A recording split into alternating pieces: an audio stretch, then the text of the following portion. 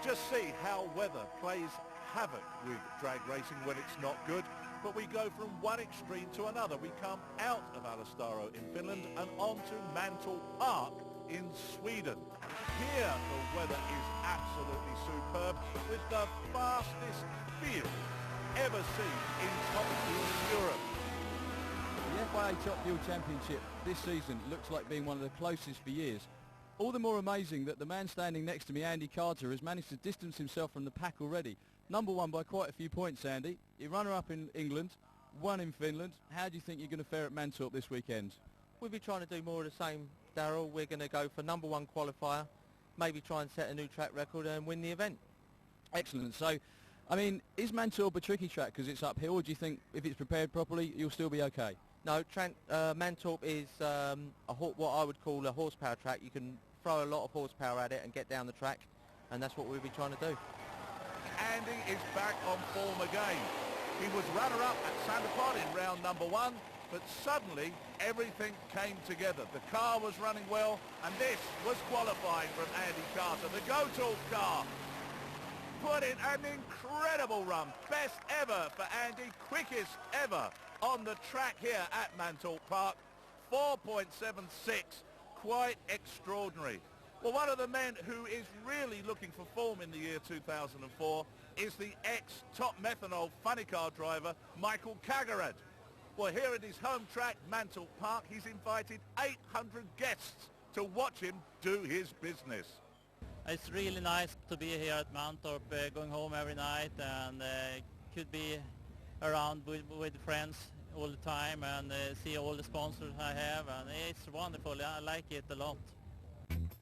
Well, here we are then, round number 3, Mantorp Park in Sweden. I'm John Price, everyone. Joining me in the commentary box is Darryl Bradford. And Darryl, quite extraordinary to see that Mickey Kagared is the number 8 qualifier on his home track. Absolutely. Mickey struggled a bit during qualifying, opposite to Andy Carter, who ran a 4.76. Now, both of these cars have actually got state-of-the-art equipment all over them. They're both up to date. They can run very, very fast indeed, and there's no reason at all why, in qualifying, Mickey's car couldn't run faster than Andy's. It's just obviously Andy's crew managed to find the setup a little bit quicker than Mickey's did.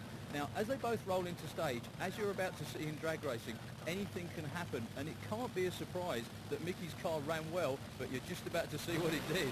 Well, this is what happened in the quarterfinals. Andy got away first. Mickey Kagared's car suddenly found the form he's been looking for, and away goes the leader of the championship. Michael Kagared, 484 at the home track. How was it feeling? It feels good. The car was sliding a little bit on the top end, but it feels really, really good to take out Andy Carter in the first round and go 484. It's great.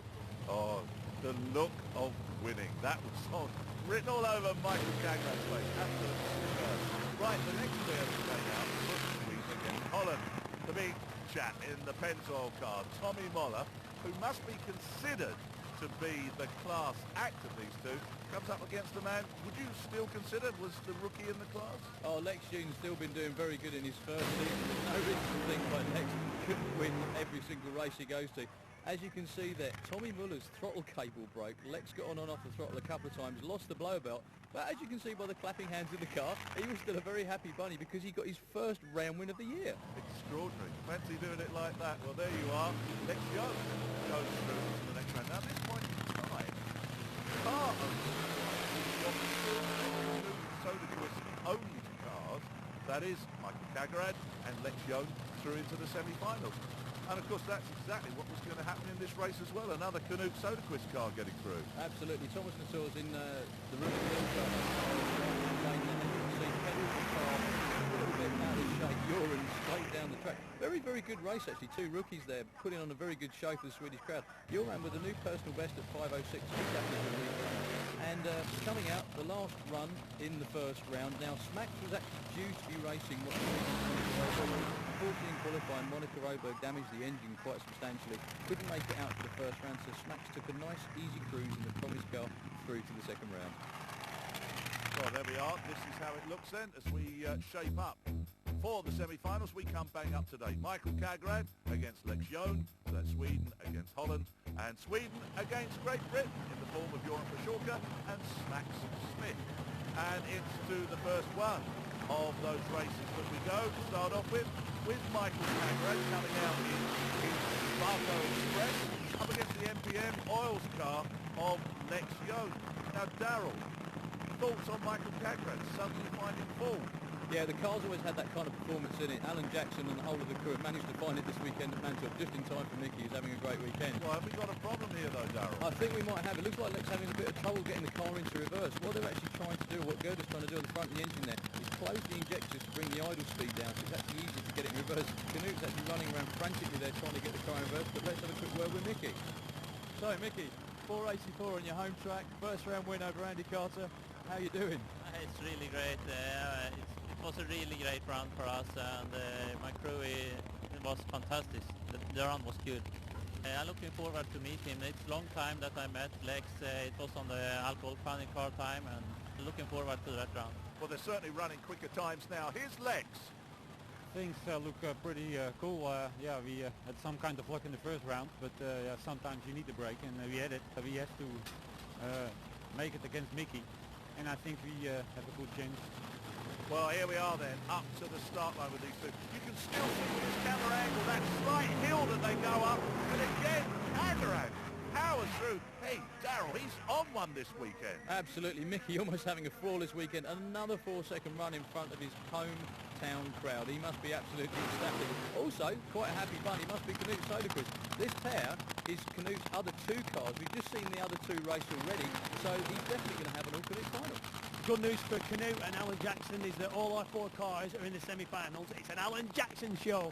But for all the British fans, you've all supported us, you all come over here. A lot of you have come over here, so we're racing for them, but mainly for Promise. You know, Promise are these kids who need all the support they can get, and you've seen Promise on the side of the car. It is a charity, and we're here to promote that charity. That's primarily what we're supposed to be doing. My bit of fun is I get to drive, and I love it. It will be a tough race, I think, because we are approximately the same class. So I think it will be a good run. I hope so. Well, there wasn't much between these two on their qualifying runs, but when you pull a red light, you're out, and that's exactly what Smacks did. Yeah, poor old Smacks virtually left before the tree was activated. Now, these two cars were left sitting in the staging lane for quite a long time before that run. I think Smacks just got a little bit too antsy on his right foot there, John. Well, this is how the final sets up then. It's the two Swedish drivers, Joran Pashorka and Michael Cagrad. So Andy, you were the #1 qualifier for this round. You set a track record yesterday. What happened? Well, in the race against Mickey, I left on Mickey on the tree, but about 400 foot out, the car went into instant and real hard tyre shake. I had to let the car settle down before I got back on it. And by that time, Mickey had drove around me, and it was just too late to catch him. I was a little bit late getting the chutes out, and unfortunately, at this very short runoff, it was just too much, and I was in the sand trap.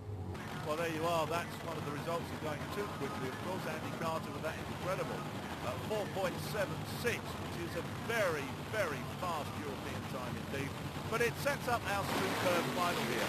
Two Canute Soderquist cars, Mickey Cagrad, Joran Pashorka, guys that we've watched in all other forms of drag racing. Suddenly things are coming good for them. Absolutely. It's going to be a fantastic final for the Mantorp crowd. Two Swedish drivers. Whoever goes home with a win tonight is going to be one very, very happy chap. I haven't raced him before, so it's going to be really fun to see what they are going for. So it's going to be fun.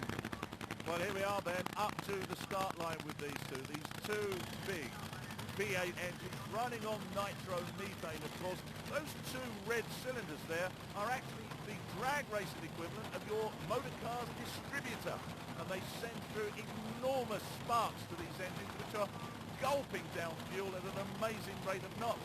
Hence the reason these cars are 6,000 horsepower each.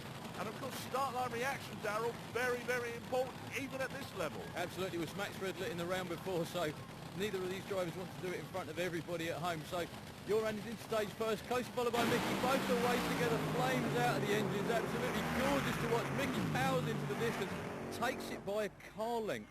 Absolutely wonderful weekend for the Barco team, John. Oh, wow, isn't it great when it all comes together? Mickey was out of the starting traps first on that pair of runs and kept in the lead right the way through. So here we are then, at the end of round number 3. Suddenly, Mickey Cagrad is a force to be reckoned with.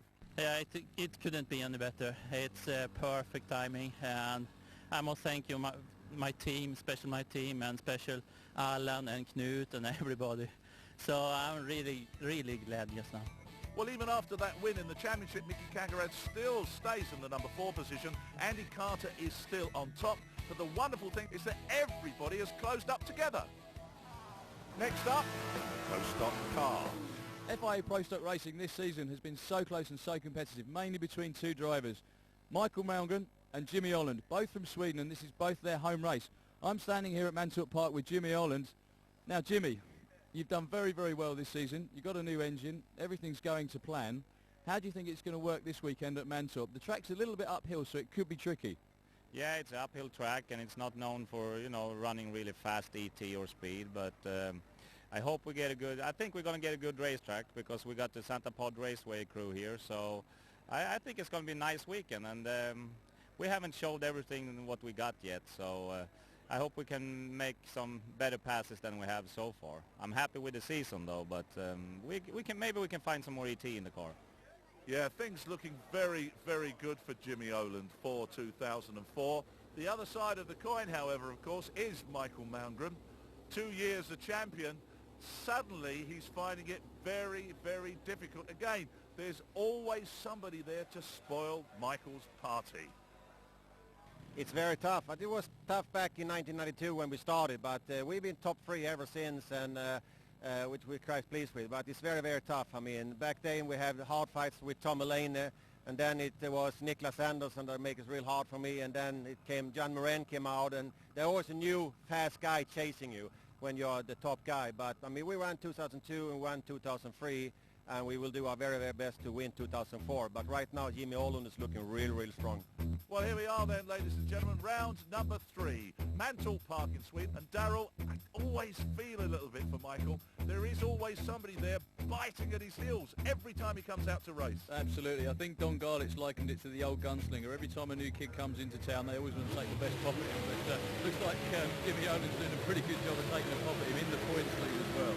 Well, yeah, I should imagine Michael's a little bit on the back foot at the moment. Anyway, what we're going to do is look back at the quarterfinals here at Mantorp Park. Joran Pashulka up against this man, the man who lost in the final in Finland, Eero Kistila.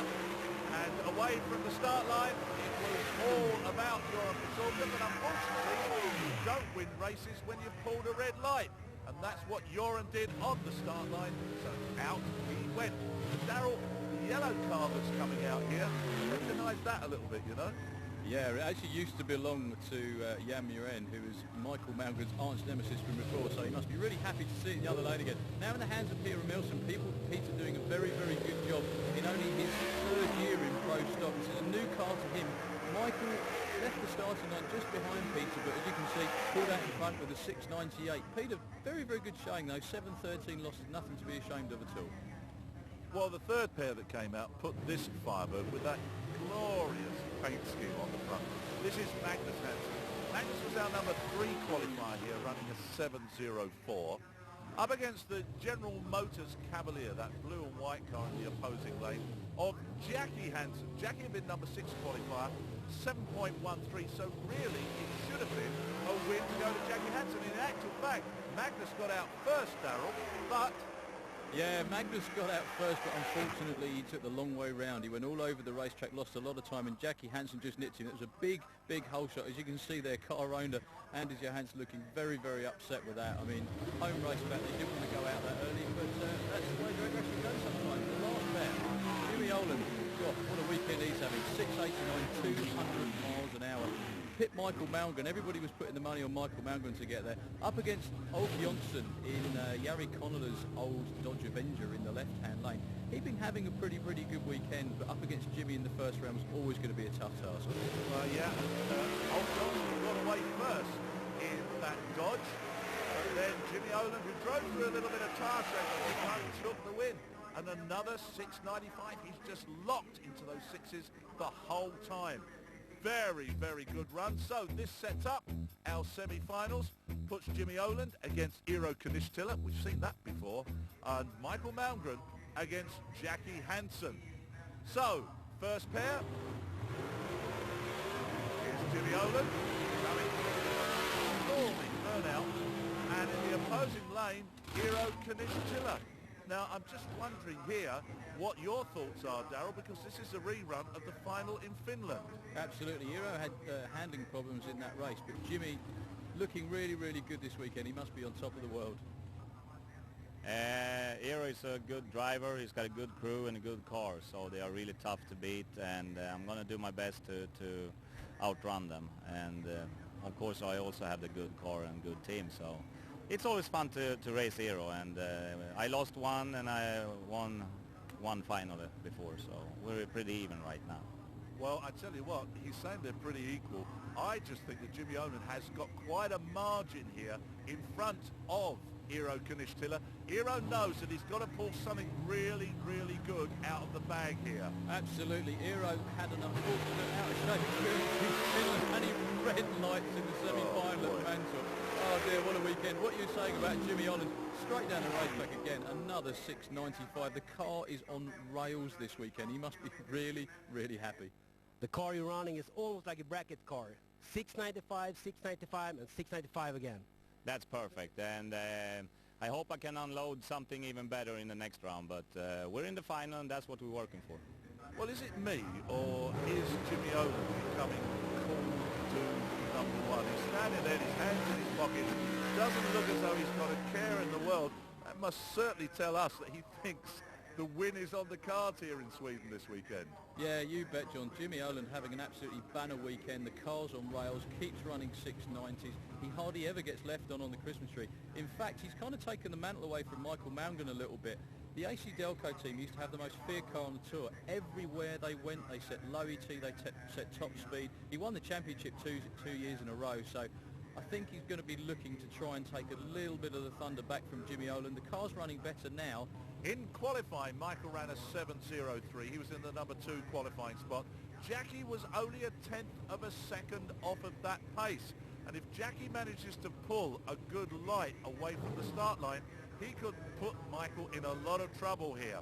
So a comparative newcomer to us, Jackie Hansen, but a very, very pedigree motor car. Yeah, absolutely. The car's been run in the States a lot of times before. Jackie Hansen's been learning his racecraft in the lower divisions of drag racing for years and years, so he really knows what he's doing and how to drive the car. Both away from the start line together. These are the most two up-to-date body styles you can get in pro-stock racing anywhere in the world. Michael Malmgren edges into the lead and over the finish line first. The crew are a bit happier than they were in the previous round. A 7.03, slightly down from the ET before, but Michael goes into a Mantorp final. Well, this final is so important as far as the championship goes. Coming into this round at Mantorp Park, Jimmy Owen leads the championship in front of the AC Delco car by just 40 points. Now, the final here is determining who ends up at the end of this particular meeting leading the championship and going on to Norway. Very, very exciting stuff. So, a huge burnout there from Michael Malmgren. Starts with the reverse. I tell you what, that is a beautiful looking piece of kit, isn't it, that Grandam? It's an absolutely beautiful looking piece of kit. Costs a lot of money. Very, very nicely put together. But they've been picking up on the performance, getting better and better. They ran their first 6 in the first round with a 6.98. So getting a little bit closer to Jimmy. But what can you say about Jimmy Owen? I mean, the man is really trampling on everyone in his way this year. So here we come, up to the final then. Start line reaction, all important for these two drivers here. They look to react to the green light coming on that Christmas tree as close to 0.000 of a second as they can. Who's going to get away first? Michael does it. Michael gets away first, but then powering by comes that blue and white Firebird, and it is all over. It's Jimmy Owen who takes the win. Not exactly the times we were expected to see from these two guys. Remember, they've been running in the 6s here this weekend. They were both in the 7s, but Jimmy Owen has just done enough to cement himself on top of the pile in the 2004 championship. Jimmy Owen, in the final you take a 7.01 against Michael Malmgren, your big nemesis. Yeah, that's nice. It wasn't a 6 second this run, but it didn't matter. I want to be through the finish line first, and I did it. And I want to tell you that I did it because of the help of Bob Ingels and Eric at J&B Performance, supplying me with the horsepower to do it. So, and of course my crew. Congratulations. Thank you very much. This is nice on my home track. Yes! I love seeing somebody when they're happy knowing that they've won. Well, there you are. He's on top of the pile. Now some 60 points in front of Michael Malmgren. Coming up, it's Top Methanol. Top Methanol funny car racing this season has been more competitive, mainly because Urs Erbacher hasn't won both the races so far. Now we head to Mantorp Park in Sweden, home of Leif Andreasson and all the other people that are racing here. Leif, how do you think you're going to do at your home track? I hope we will do good here over the weekend. We have all our sponsors here and a lot of guests through the weekend, like 350 people coming, so I hope we will do good here. Well, here we are then. We're in Sweden, Mantorp Park. It's round number 3 of the FIA Championship for these very, very quick and close qualified Top Methanol funny cars. Every time we see these cars, they just get closer and closer together.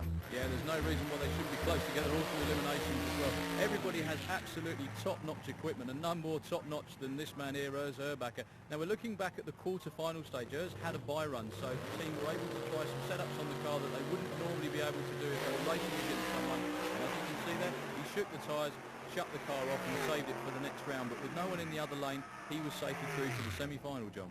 Yeah, indeed, a 7.22, not the sort of time that we expect to see from Urs Erbacher. He was, as you say, the number 1 qualifier with a 5.83. Next pair that came out featured one of the men who was in the final, Alessandro. This quite extraordinary looking car, the Dodge Stratos, found itself up against the Boxster car of Dan Larsen.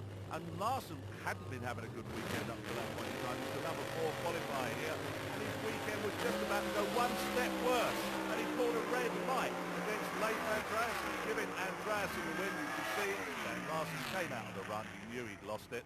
So Andreasson, whose car is suddenly running on form here on his home track at Mantorp Park, is through into the next round.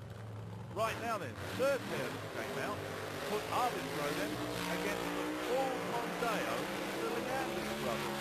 Absolutely. Now these cars are both as up to date as you can possibly get. All the Anders car, as you see in the right hand lane, used to be one of John Ponce's funny cars in the States. It's a very, very quick car.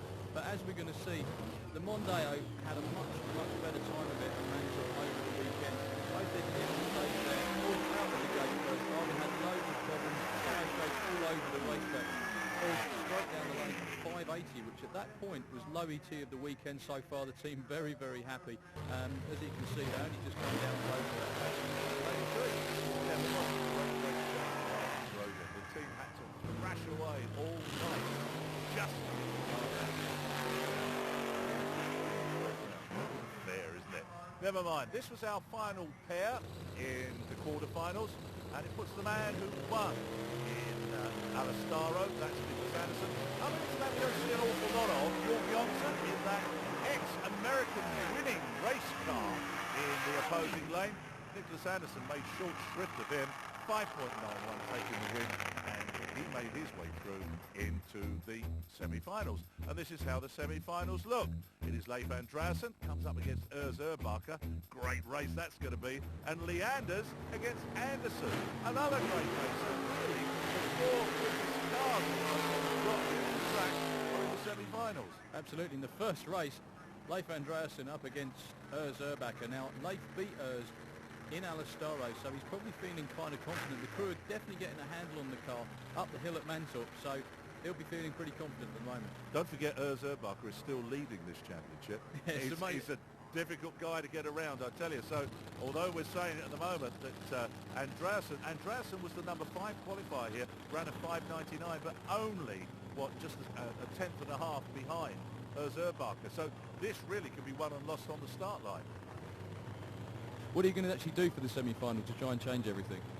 So we do everything. We check all the bearings. We take out the clutch, the transmission, and surface the clutch, put a new one in, and put our bearings new in, and fire it up in less than 1 hour. Wow, what a great team that man has. That, he always says, the reason he wins is got such a great team behind him. Now then, I'm looking forward to this. Up to the start line. Who's going to get away first? It could be one or lost on the start line. Erbacher gets away first. They're side by side. Andreasson is all over the track. An explosion from Andreasson's car at the top end of the track, but he takes the win. A 5.88 to a 5.94.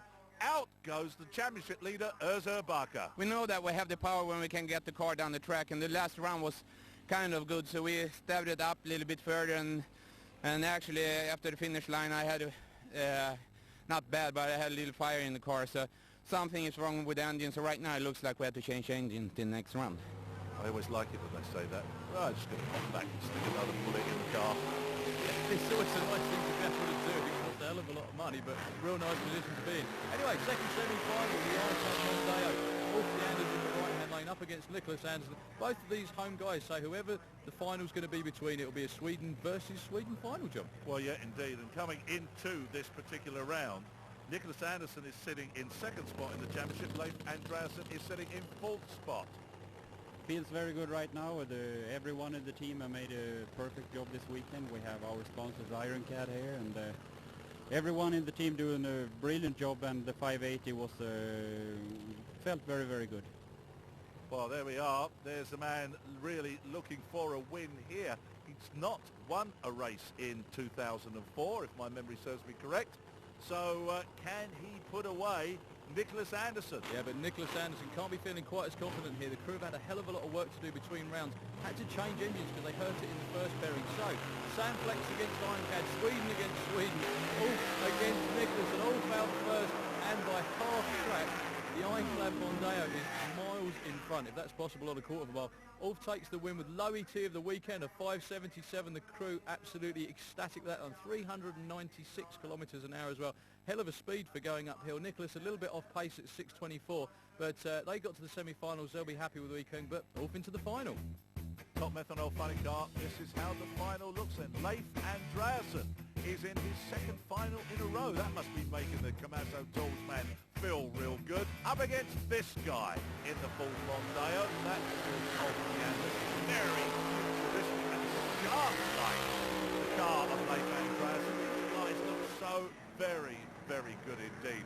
Who's going to win? I haven't got a clue. Let's go across to Ulf Leanders.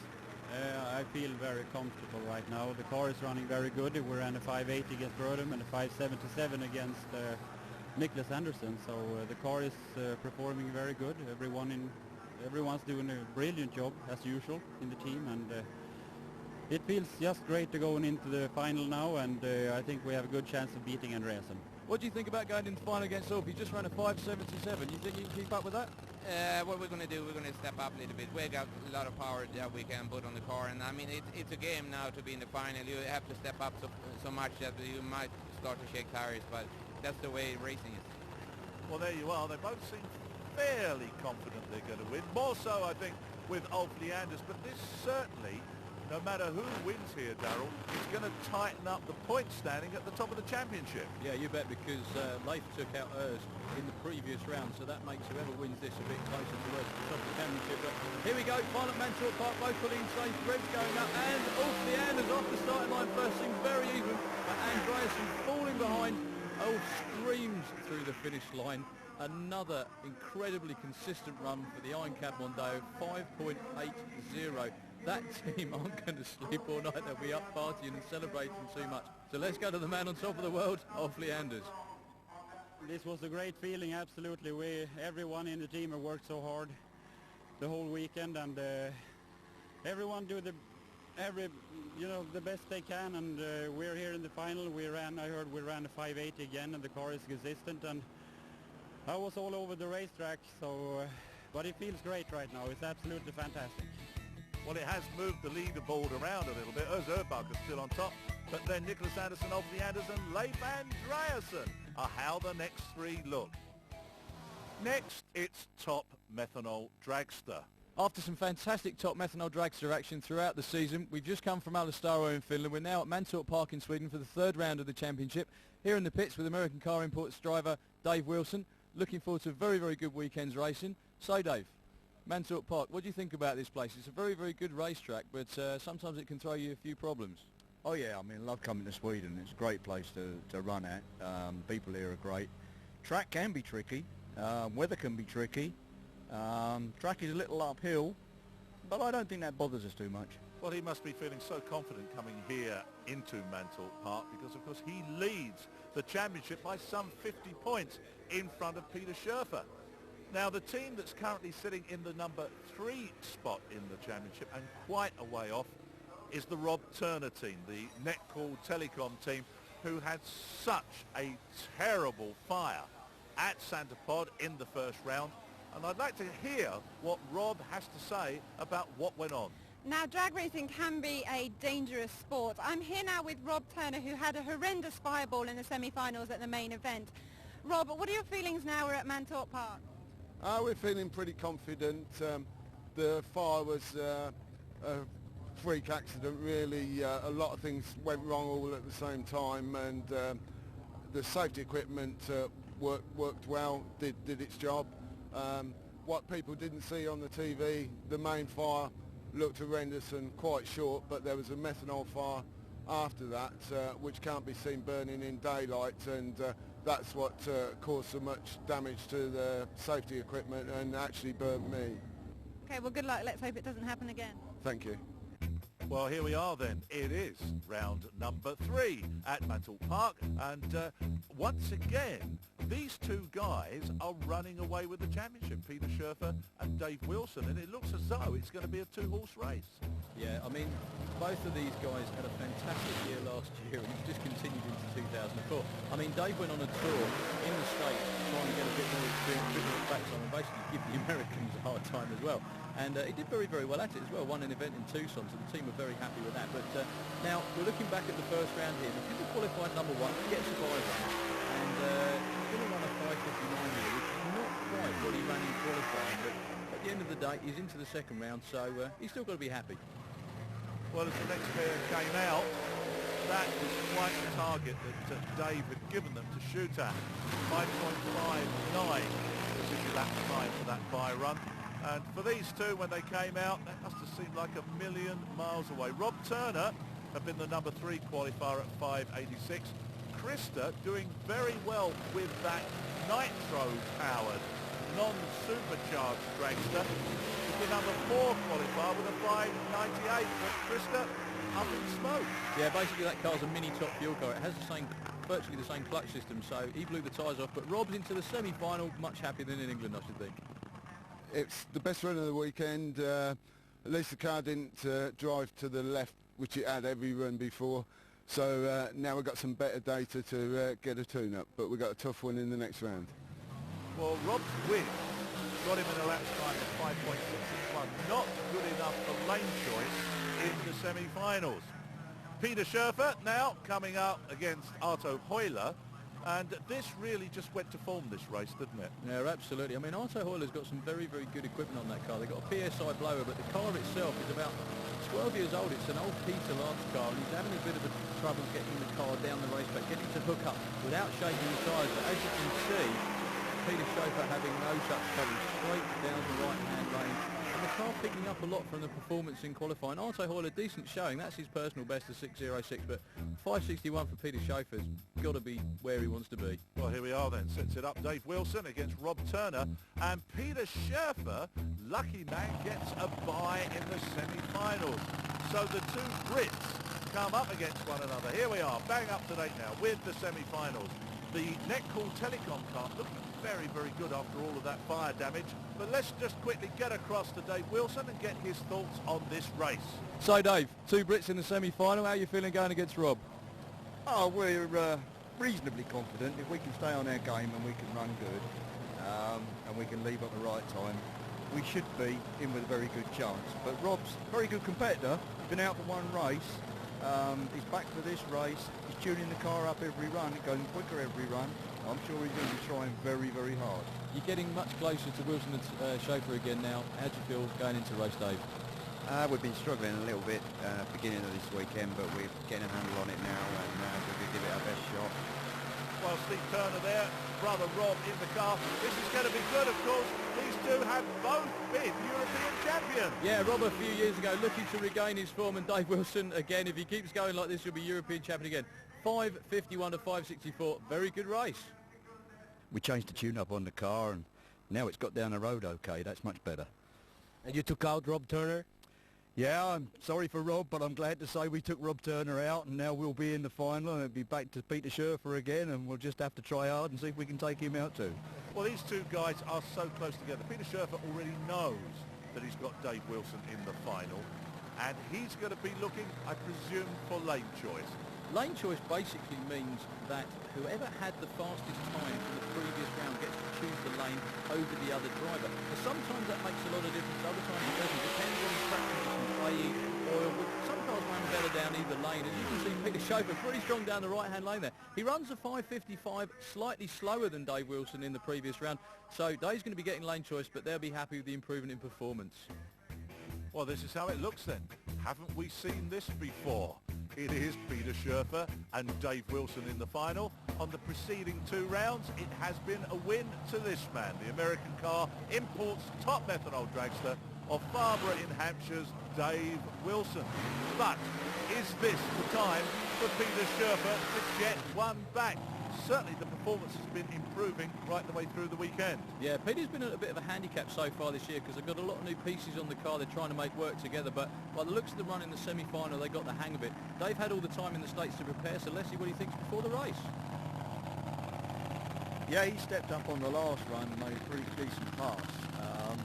Chances are a little bit dicey at the moment because we've had a little rain shower. Don't quite know what the track's like. We think we got the right combination to get down there quicker than him, but we're just going to have to go and find out.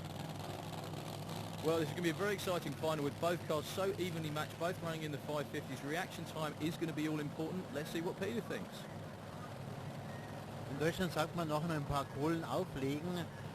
Wir machen noch das Möglichste, dass nicht so viel kaputt geht, und dann müssen wir gucken, wie das ausgeht. Der Bessere soll gewinnen, ganz klar. Right, well, here we go. Up to the start line then. This, the all-important moment in these guys' lives as we're looking at them. The start line reaction, 0.000 is what they're looking for when they're running this close together. Almost identical times. Dave Wilson was the number 1 qualifier here with a 5.46.